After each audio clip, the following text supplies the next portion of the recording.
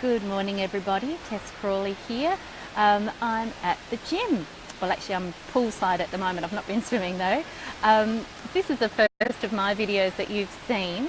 My name is Dr. Tess Crawley. I'm a clinical and forensic psychologist.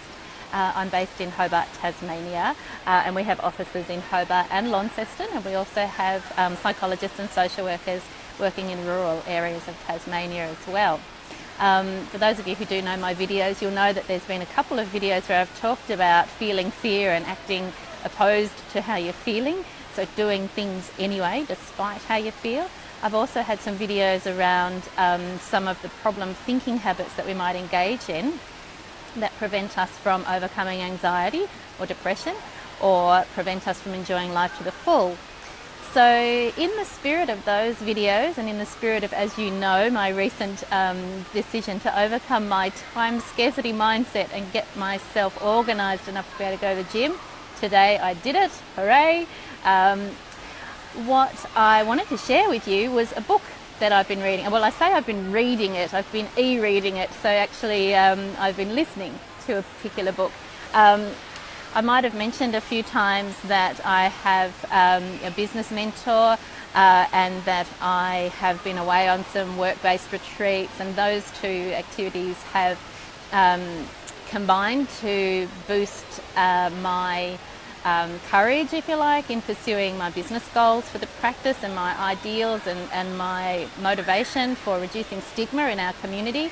In fact, the stigma reduction value that I hold very dear is why I do these videos. I've mentioned that before, that these videos are all about presenting an approachable face to psychology and psychologists and all mental health professionals for that matter, and making it easier perhaps for people to feel that it's not so hard to talk to a psychologist, and that of course you don't necessarily need to have a mental illness to benefit from the work of a mental health professional, but of course if you do, let's reduce the stigma around that too. Now today I'm talking about the book. So the book is The 5-Second Rule by Mel Robbins, and Mel Robbins is an American motivational speaker.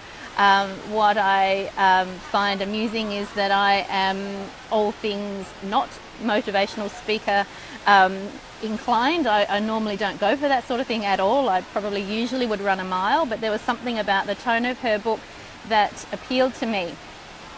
And once I found out a little bit more about Mel Robbins, realising she battled anxiety, she battled alcohol addiction, and she battled relationship difficulties and a catastrophic change to her business, and she worked very hard at changing her own mindset around what was preventing her from overcoming those matters in her life, and the book and her whole program, if you like, is the result of that journey that she's been on. The reason I wanted to review it for you, I think some of the ideas that we've talked about in some of these videos really do speak to, or this book speaks to some of those ideas. So she talks a lot about what we would call as psychologists behavioural activation, and this is not letting your little inner monkeys chattering away stop you from acting on something that you would really like to do. I mean, me being at the gym is the classic example of that. So for over 10 years now, I've had little monkeys in my mind saying, oh, I don't have time, the kids are too little, I don't have childcare, I'm too busy, the business is too busy, I can't get away from the office. I could go on for hours with all the excuses that I've come up with as to why I could not go to the gym and get myself healthy and fit again. The basic premise of Mel's philosophy is that you can disengage that mental chatter by interrupting the flow of your mindset, so interrupting the flow of that inner monologue. And she refers to that as engaging the prefrontal cortex. Now that's the really front bit of the brain, that is where all the complicated thinking takes place. Her 5-second rule, it's a simple overriding or interrupting that mental chatter with a deliberate countdown of 5, 4, 3, 2, 1, let's go, and springboarding yourself into action. So it is a behavioural activation model. It is about acting despite not feeling like it. And she talks quite a lot about this great idea which I think that as a psychologist I probably take for granted that people would know this. This idea that on a logical level we all know what we should do. I've often talked about should being a dirty word, and clients of mine will have heard me say that, but let's use it for this conversation. But we have all had moments in our lives where we've known what we should do, but we've not felt like doing it. So again, using me going to the gym is a good example. I have known for over 10 years that I should be going back to the gym and getting myself healthy and fit and strong. For someone like me who has mild back trouble, I really should be staying as strong as I can to keep my back as healthy and as fit as I can. But when I look back at all the excuses I was making over those years, it was all about really, if I was honest with myself, if I gave myself a good hard talking to in the mirror, I would have been acknowledging that I didn't really want to. I didn't really feel like it, or I was scared. Perhaps scared of being judged, or scared of not being as fit as I used to be, or scared of who knows what. So fear is something that comes in many guises. And it can be fear of being judged, like I said. It can be all sorts of things that we choose not to act on certain things that we know we need to do because we're scared of what might happen. And that's that old what if sneaking in again, that nasty little what if. So to give you an example, this morning, I've got I've had a cold, as you know.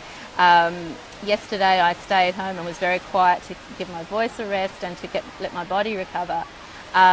This morning I woke up and it would have been easy for me to say I'm too sick to go to the gym. Too sick. I'm not really. I'm a bit under the weather, but I'm not too sick. But I could have convinced myself that I was. I could have said, you know what, I've got so many meetings to attend today, I just don't have time to go to the gym today. But I remembered that I had made time in my diary that 9:30 on a Friday I would go to the gym. So when I looked at that this morning, I just didn't overthink it. Took the kids to school, I had my gym clothes on, I took my kids to school, I dropped them off, I got in the car, I drove straight to the gym. I didn't overthink it, I just did it. And I didn't listen to those little chatterboxes in there. And when I got here, the class I thought I was going to be doing wasn't actually wrong. I had the timetable wrong in my head. I could have said, oh well, never mind, but I didn't. I jumped on the bike and I jumped on the treadmill and I did, a 45-minute workout of my own making, and I feel really good. So the point is, and this is the point that Mel Robbins makes, is that if you can interrupt that train of thought with an action, and she uses that 5, 4, 3, 2, 1 or the 5-second rule to burst you into action. She, uses that image of a rocket launching, the countdown, and that visual image of that rocket bursting into action. If you can use that to interrupt this little chatterbox in here and get yourself doing something that you know you really need to be doing, but for some reason don't feel like doing, then try that. Anyway, have a look at the book. It's a really easy read. It's a really friendly and approachable book. And if you feel more inclined to listen to it as I have been, Mel's got a fabulous voice, so she's really an easy listen because the book's actually narrated by her. And see how you go. Now, when you buy the book, you also get access to some very short daily videos from her that you might find useful as well. So there you go, there's my first book review. I've got some other books that I would like to talk about down the track, but I will save those for another day. Have a fabulous Friday, today being the first day of spring, of course, and I'll just flip you so you can see where I am today. Oops, hold on. I can just, whoops, sorry. Here's Hobart in all her first day of spring glory. This is the view outside the gym today. There's not a cloud in the sky. So if you have a fantastic first day of spring today, heading into a glorious weekend. There we go. Back again. Have a great day, and I will speak to you again tomorrow. All the best. If you're enjoying these videos, please do let me know. Give me a like or a love. Ask me a question, give me a comment, give me a shout out, tag a friend. And if you're following via YouTube, of course, you can subscribe and be notified when my videos are coming on to YouTube, when there's a new one added. And in Facebook, there's the option there to be notified when I'm live. Hey, Kim! Happy first day of spring to you too, my friend. And have a lovely weekend, everybody. And I will talk to you again tomorrow. Bye-bye for now.